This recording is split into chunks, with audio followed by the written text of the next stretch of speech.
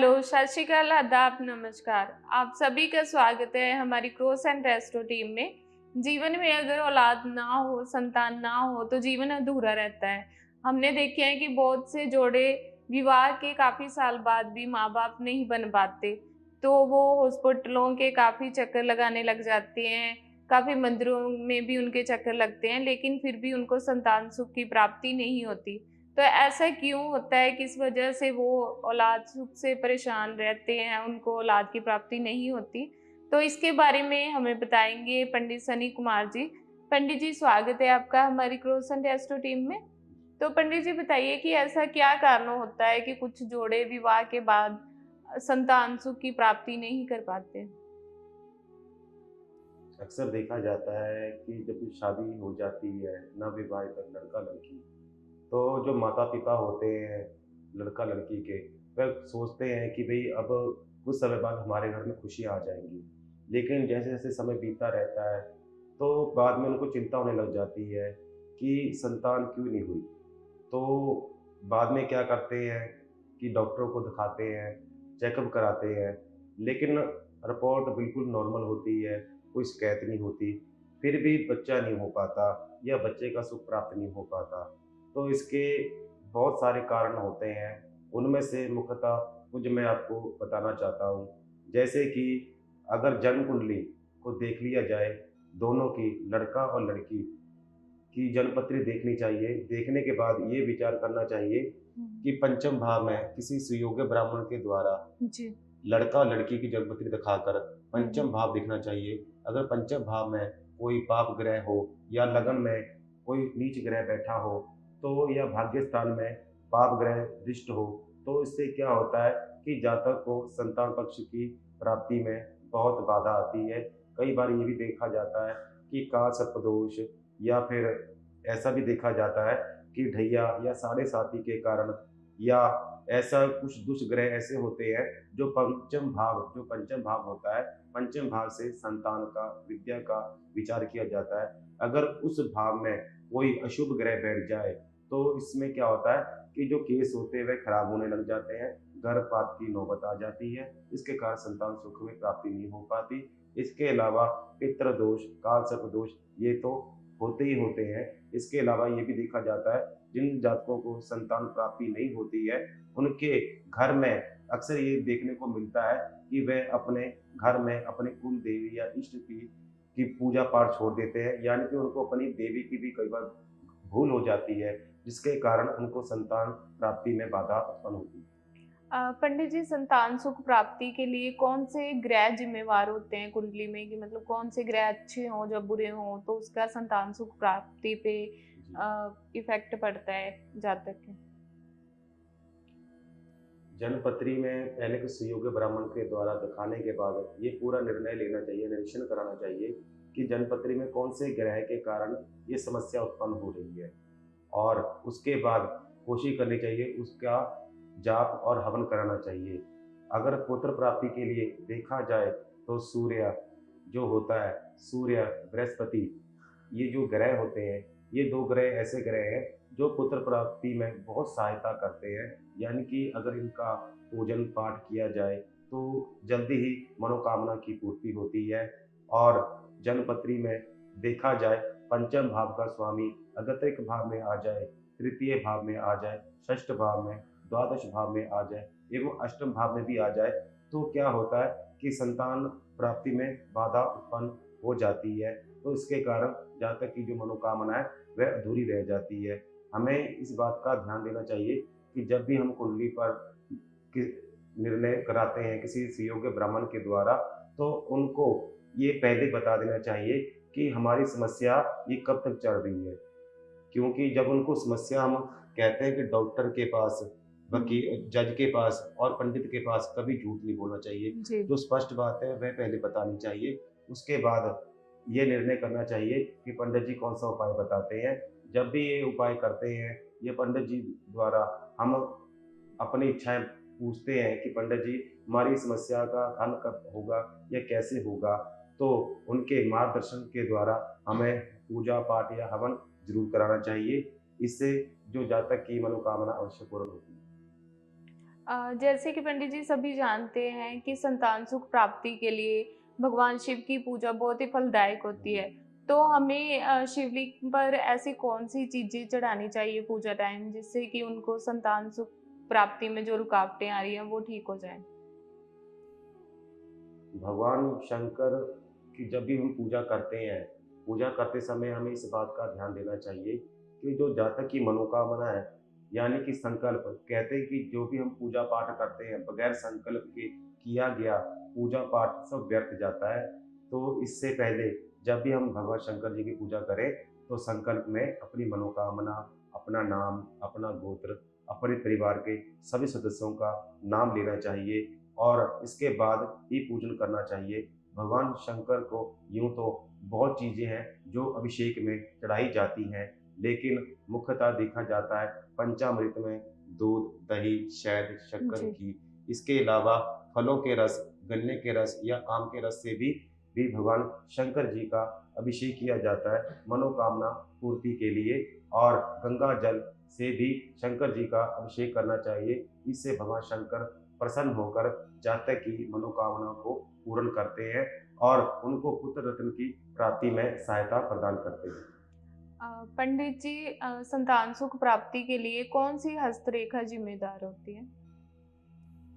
अगर देखा जाए कि हस्तरेखा कौन-सी ज़िम्मेवार होती है, इसमें ये नहीं है कि सिर्फ़ एक ही का देखा जाए, पत्नी की ही देखी जाए या पति की।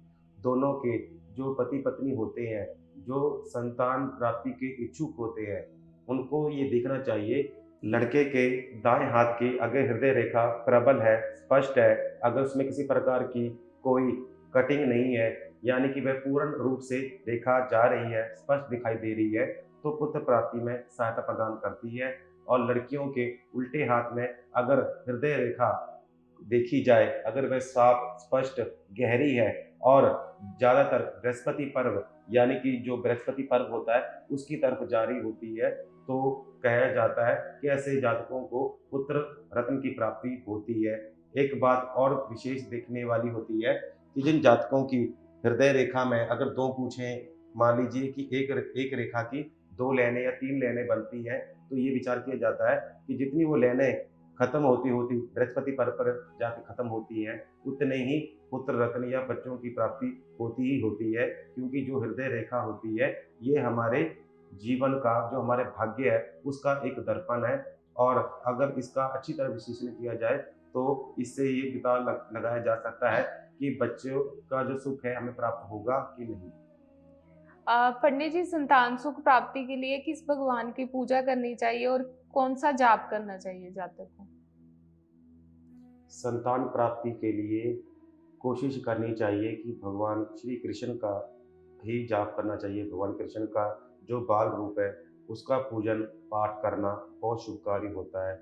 हमारे व्यक्तिगत अनुभव में ये देखा जाता है कि जिन जातकों को संतान प्राप्ति में बाधा होती है या जिनको संतान सुख की प्राप्ति में कमी है, ऐसे जातकों को क्या करना चाहिए कि जहाँ पति-पत्नी जो सोते हैं, जो शयन कक्ष होता है, उस शयन कक्ष के सामने भगवान श्री कृष्ण की बाल गोपाल यानी कि ऐसा ऐसा चित्र लगाना चाहिए जिसमें भगवान कृष्ण छोटे रूप में यानी बालक रूप में हो, जिसमें माखन आदि खा रहे हो। ऐसा सुंदर सा, प्यारा सा चित्र भगवान श्री कृष्ण का जो बाल रूप में हो, वह अपने घर घर में जहाँ पर जो बेड होता है, बेड के सामने लगाना चाहिए और उसके साथ में 5 मोर के पंख अवश्य लगाने चाहिए और पति-पत्नी दोनों को ये ध्यान देना चाहिए कि जब भी वह उस कमरे में शयन कक्ष में आते हैं, जी। सोते, बैठे, उठते, उस चित्र को लगातार देखते रहना चाहिए, एकटक लगाकर देखते रहना चाहिए और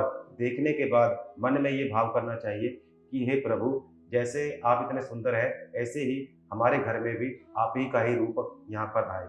ऐसा करने से क्या होता है कि बहुत जल्दी अतिशीघ्र कहते हैं कि जातक की मनोकामना पूर्ण हो जाती है। कई बार ये भी देखा जाता है कि जो पत्नियाँ होती हैं, वह अपने पति की फ़ोटो लगा देती हैं, कारण कि जो बच्चा है, वह उसी की तरह दिखने लग जाए या उसी की शक्ल का हो। इसीलिए ये कहा जाता है कि जिन जातकों को सुख प्राप्ति होने में बाधा हो रही है संतान की, ऐसे जातकों को भगवान श्री कृष्ण के बाल रूप का चित्र अवश्य लगाना चाहिए और घर में कोशिश करनी चाहिए जो पितर होते हैं हमारे, यानी कि जो पितर महाराज, जो माता के पक्ष के और पिता के पक्ष के, जो इस धरती पे नहीं है, उनका कोशिश करना चाहिए कि हमें श्राद्ध या अमावस्या करना चाहिए। 14 के दिन ब्राह्मण को दक्षिणा देनी चाहिए, भोजन कराना चाहिए और उनसे आशीर्वाद ग्रहण करना चाहिए।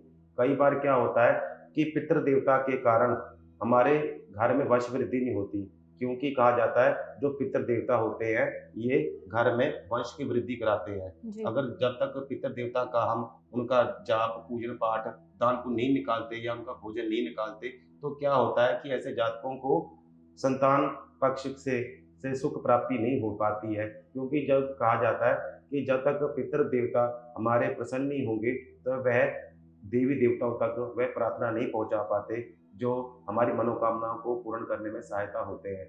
यहाँ तक को इस बात का भी ध्यान देना चाहिए कि कभी भी हम यात्रा पर जाते हैं, तीर्थ यात्रा करते हैं, तो कभी भी ऐसी मुराद नहीं मांगनी चाहिए या ऐसा वचन नहीं कहना चाहिए जो बाद में हम पूरा ना कर सकें। कई बार क्या होता है कि हमारा कोई पिछला वचन होता है, हमारा कोई वादा होता है जिसको हम अपनी मनोकामना को पूर्ण करने के लिए कहते हैं, लेकिन हम उसे पूरा नहीं कर पाते, जिसके कारण हमें देवी देवता की भूल मानी जाती है। उसके कारण भी कई बार क्या होता है हमें इस समस्या का सामना करना पड़ता है। कुल देवी अपनी कुल देवी का, अपनी सती का, अपने इष्ट देव का जाप निरंतर करते रहना चाहिए और भगवान श्री कृष्ण के स्वरूप का ध्यान करना चाहिए, उनके हवन करना चाहिए और ओम नमो भगवते वासुमंत्र का यथासंभव जाप करते रहना चाहिए, उठते बैठते। ऐसा जाप करने से अगर कुंडली में नवग्रह अगर खराब भी चल रहे हैं, ग्रह दशा खराब भी चल रही है, तो वह शुभ फल प्रदान करने लग जाते हैं। पंडित जी, हमारे जातकों को ऐसे कौन से टोटके या उपाय अपनाने चाहिए जिससे उनको संतान सुख की प्राप्ति हो? सबसे पहले तो अगर जातक सक्षम है या कि अगर उसमें समर्था है कि वह खर्चा कर सकता है, तो उसको 1.25 लाख जाप महामृत्युंजय का अवश्य कराना चाहिए।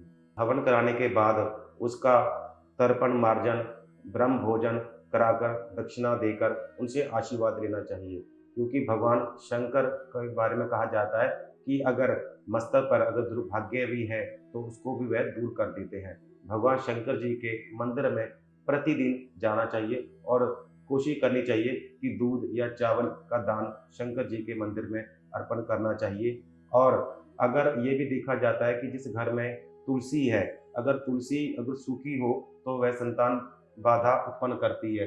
घर में कभी भी सूखी तुलसी नहीं होनी चाहिए, जी। उसकी जगह पर हमेशा हरा भरा पौधा ही तुलसी का अच्छा माना जाता है, शुभ माना जाता है।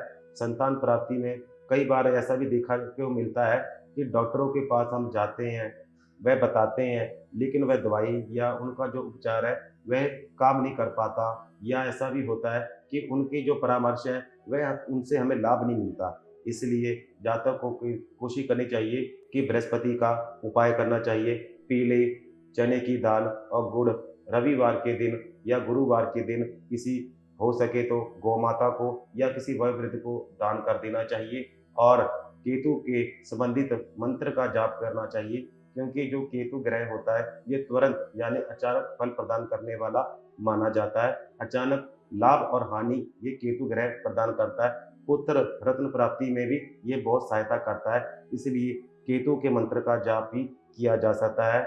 और कोशिश ये करनी चाहिए जब तक जातक की मनोकामना पूर्ण नहीं होती, वह प्रत्येक मंगलवार के मंगलवार हनुमान जी के मंदिर में लाल चोला सिंदूर चढ़ाना चाहिए और हनुमान जी के चरणों में एक पानी वाला नारियल जरूर रखना चाहिए और अपनी जी। मनोकामनाओं को जरूर कहना चाहिए। इससे क्या होता है, जो जातक की मनोकामना है वह पूर्ण हो जाती है और जातक की संतान सुख की प्राप्ति में अगर किसी तरह की कोई दिक्कत या दोष है वह दूर हो जाता है। पंडित जी, जैसे आपने बताया कि हमें ब्राह्मणों से हवन वगैरह कराना हाँ चाहिए, जी। तो संतान सुख प्राप्ति के लिए जातक को ऐसा कौन सा हवन या पूजा करानी चाहिए जिससे उसको आसानी से संतान सुख की प्राप्ति हो जाए? जब भी हम हवन या पूजन कराते हैं अपनी मनोकामनाओं की पूर्ति के लिए, अपनी इच्छाओं की पूर्ति के लिए, तो कोशिश ये करनी चाहिए कि भगवान विष्णु के मंत्र का जाप कराकर उनका हवन करना चाहिए एवं माँ दुर्गा का भी जाप करना शुभ माना जाता है। इसके अलावा भगवान शंकर जी के हो सके तो पंचम अध्याय में जो 16 मंत्र लिखे होते हैं रुद्री के, वह पढ़कर अगर हवन किया जाए तो इससे जो जातक की मनोकामना पूर्ण होती है। हवन के समय इस बात का ध्यान देना चाहिए कि जो हवन सामग्री है, जो सामान हम पूजा पाठ में प्रयोग कर रहे हैं, वह शुद्ध होना चाहिए, सही होना चाहिए। अगर पैसा जो भी हम पूजा पाठ करते समय, हवन कराते समय अगर हमने वह पैसा उधार लेकर या कर्जा लेकर अगर हम उस पैसे से पूजा पाठ या हवन कराते हैं, तो वह लगता नहीं है। कोशिश करनी चाहिए कि अपनी ही कमाई के का जो पूजा पैसा होता है, जी। उसी से पूजन पाठ कराना चाहिए, तभी जातक को उसका पूर्ण फल प्राप्त हो पाता है। और जब तक हमारी मनोकामना पूर्ण ना हो, संतान प्राप्ति में जो बाधा आ रही हो, दूर ना हो, तब तक कोशिश करनी चाहिए कि महीने में या 3 महीनों में या 6 महीने में या साल में लगातार कोशिश करनी चाहिए, हवन करते रहना चाहिए और अपने घर के आस-पास कहीं भी कोई धार्मिक स्थान हो, वहाँ पर श्रमदान करना चाहिए, यानी कि वहाँ पर साफ-सफाई करनी चाहिए और कोशिश करनी चाहिए कि वहाँ के जो जितने भी गरीब ज़रूरतमंद लोग होते हैं, उनको अन्न दान करना चाहिए और फल दान करना चाहिए और उनसे आशीर्वाद ग्रहण करना चाहिए। इससे उनकी मनोकामना जल्दी पूर्ण होती है। पंडित जी, आपने हमारे जातकों को संतान सुख प्राप्ति के बारे में बहुत अच्छी जानकारी दी। उसके लिए क्रोसेंट एस्ट्रो टीम की तरफ से आपका बहुत बहुत धन्यवाद पंडित जी। धन्यवाद। जल्दी मिलते हैं नेक्स्ट वीडियो में।